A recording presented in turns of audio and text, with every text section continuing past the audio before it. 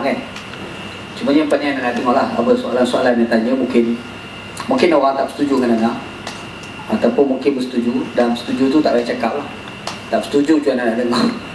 Dan tajuk dia ni sebenarnya berat sebab dibincangkan di peringkat ulama-ulama Islam pun sampai tulis kitab kan. Cuma mungkin hari ni anak akan cuba kupas dalam 3 bentuk.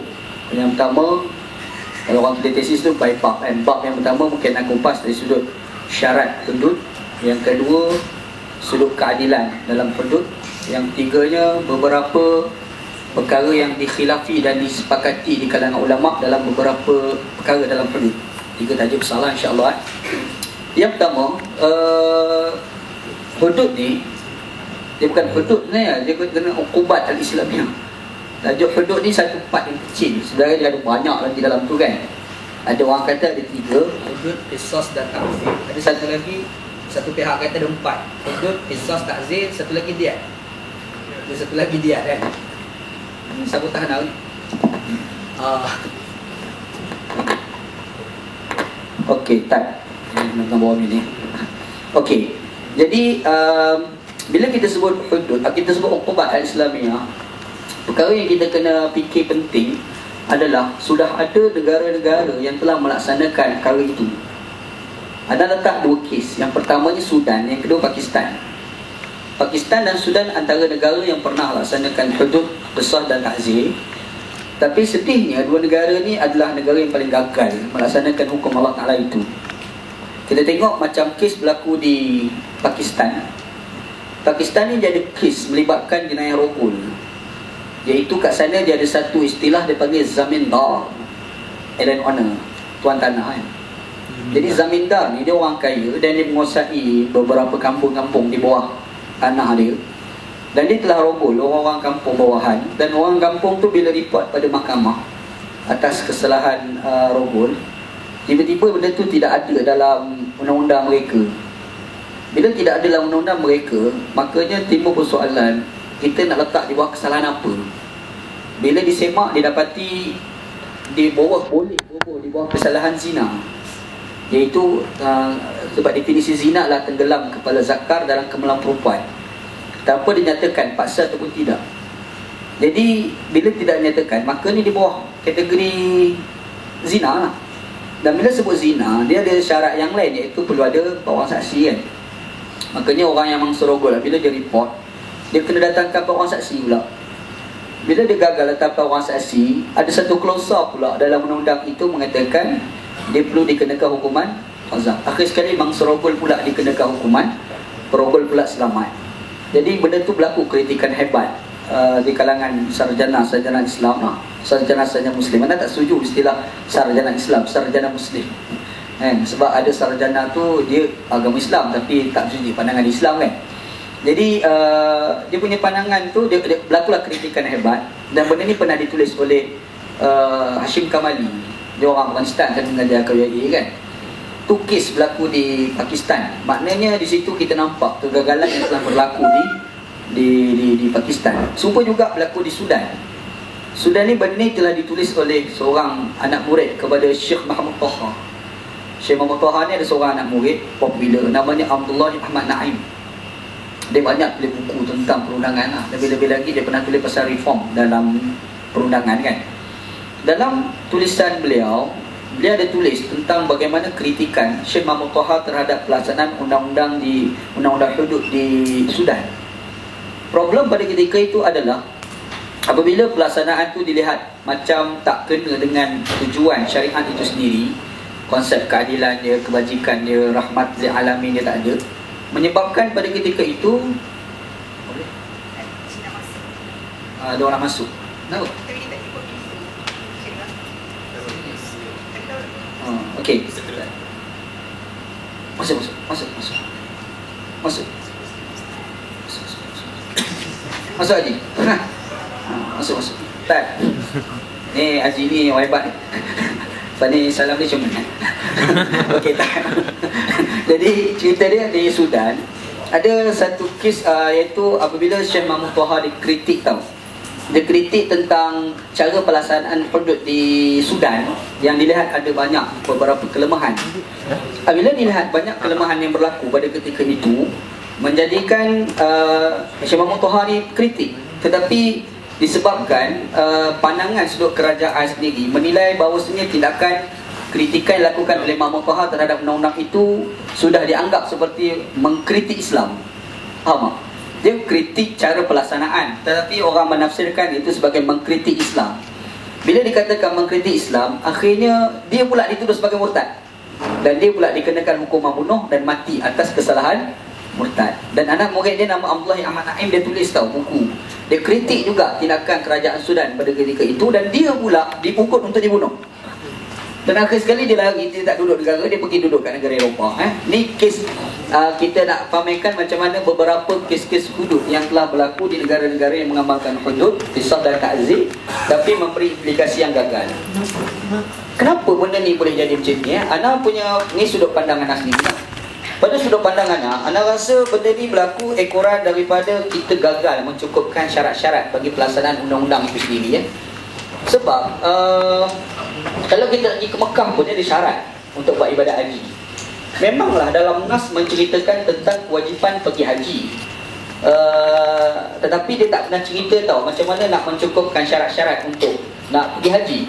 Apakah mesti kita kerja dulu ke ataupun macam mana kan. Tapi yang pastinya jadi syarat-syarat yang perlu kita tunaikan. Bila kita ada syarat menunaikan untuk menyempurnakan kewajipan tersebut, makanya syarat itu perlu ditunaikan. Bila kita nak tunaikan syarat, barulah kita boleh melaksanakan sesuatu perkara. Jadi syarat itu perlu ditunaikan terlebih dahulu. Apa syarat-syarat dia? Syarat-syarat ni anda letak yang paling besar lah credibility pada nak. Sebab kalau sekecil-kecil perkara pun kita gagal untuk melaksanakan, apakah credibility kita untuk kita melaksanakan perkara yang lebih besar? Macam mana timbulkanlah semalam dalam wacana kan, orang kaku melabak. Ana timbulkan kenapa kita nak buat laksanakan hudud dalam keadaan kita gagal lagi mencadangkan pengurusan balak cara Islam. Kan? Cara pengurusan balak dalam Islam ni ada dalam Quran, surah Al-Hashr ayat yang ke-7, kaila yakuna dulatan bainal aghniya'i minkum. Tetapi yang tu dikecil-kecilkan. Itu pula tak nak dilaksanakan kan. Sebab dalam Quran menggambarkan pembahagian tentang hasil balak tu 1/5. Quran bukan hadis. Dalam kualiti hadis mungkin kau pun kena pakai lah kan. Sebab Quran sendiri cerita pengurusan hasil mahsul negara ada pembahagian dia. Tapi itu pun tidak dilaksanakan daripada peringkat Kelantan. Bila itu tidak dilaksanakan, padahal itu bukan susah mana pun. Nak banding dengan hudud tu, itu lagi senang lah. Tapi yang senang pun kau tak boleh nak buat, kenapa yang besar kau nak buat kan? Satu, yang kedua masalah Hizbah. Sejuk sejarah Kelantan pun sebenarnya dalam manifesto, minta maaf sebut nama PAS tak apa. Tak boleh dah sebut dah. Okey, jadi PAS dalam manifesto dia di Kelantan tahun 1990, masa tu dia nak buat Hizbah tau. Hizbah, dan diulang cakap oleh Tunku Aziz apabila di awal dia jadi Menteri Besar. Dan benda tu ada dalam harakah. Cek balik. Ana ada tulis berita tu, khabar sejarah itu dalam mana punya Facebook sekali dengan dondokan kan. Ada footnote dekat situ. Jadi Hizbah tu Ana menganggap itulah sebagai syarat yang paling besar untuk kita nak melaksanakan perkara yang lebih besar, namanya hudud kan. Tapi itu pun tak buat. Itu pun tak buat lah. Yelah dia kata PAC dah ada kan. PAC kerajaan pusat, kita cerita kerajaan negeri. Kalau kita anggap PAC itu tidak penting, makanya tak penting jugalah Selangor dengan Penang buat Selcat dan Penang Cat. Kalau kita fikir balik kan, kenapa negeri yang tak guna nama Islam ni buat, kita yang nama Islam tak buat. Lagi rupanya sekular tu lagi baik kot daripada Islam pun. Atau bagaimana kan? Satu soalan kan. Jadi ini kau tak buat. Bila syarat kau tak buat, macam mana kau nak buat satu benda yang lebih besar? Bila kita tak tunaikan syarat-syarat itu, kebimbangannya, kegagalan hudud seperti berlaku di Pakistan dan di Sudan akan berulang kembali. Implikasi yang paling besar apabila orang akan meluat dengan Islam. Ada ingat Dr. Abdul bin Bayyah? Abdul bin Bayyah ni tokoh hebat lah dalam dunia Islam sekarang ni.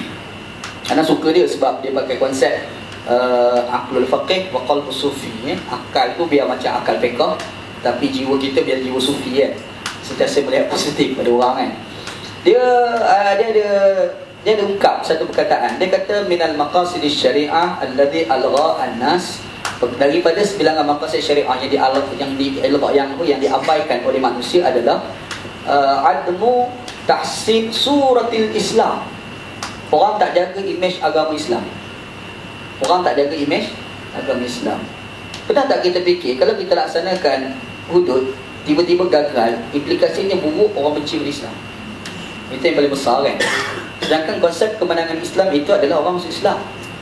Iza ja'a nasrullahi wal fath wa ra'aitan nas yadkhuluna fi dinillahi afwajan. Quran beritahu kan, kemenangan Islam ni apabila datang pertolongan dan kemenangan, kamu akan lihat orang masuk Islam ramai. Menang dalam Islam, masuk Islam, maksudnya pamerkan imej baik, maka orang datang pada Islam. Betul kan? Memerintah itu hadiah daripada Allah. Qulillahumma malikal mulki tu'til mulka man tasha. Kan Quran kata kan, katakanlah Muhammad punya Allah segala kerajaan, dia beri kepada siapa yang dia mahu. Wa tanzihul mulka mimman tasha, dia akan cabut daripada siapa yang dia mahu. Kau memerintah itu hadiah daripada Allah. Orang Islam memerintah belum tentu lagi Islam menang. Betul kan? Ke mesti orang Islam memerintah, begitulah kemenangan Islam? So tak tepat kot, sebab orang Islam memerintah, rasuah berlambak. Betul kan? Maka itu bukan kemenangan Islam. Bila kau berjaya mempamerkan kebaikan Islam dan orang dekat dengan Islam, maka itulah kemenangan Islam. Anda bukan cakap anda punya pemikiran ni, anda ungkap daripada Quran kan? Ini Quran sendiri begitu. Bahkan Allah Ta'ala memuji negara-negara yang bukan Islam. Anda mungkin ada orang mungkin marah dengan Allah, tapi anda rasa anda kena jujur dengan ilmu. Tolong sebut satu ayat Quran yang Allah Ta'ala puji negara orang Islam. Tak ada. Tapi kalau Allah Ta'ala puji negara orang Islam, memang ada.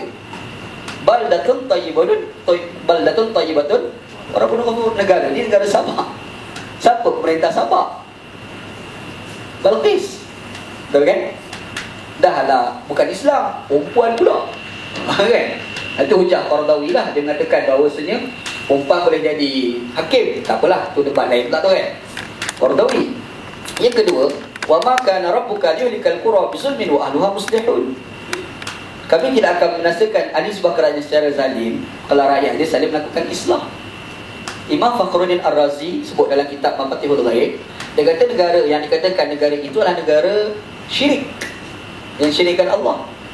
Dan Qardawi sokong, dia sebut dalam kitab Duar Ruqyah wal Akhlaq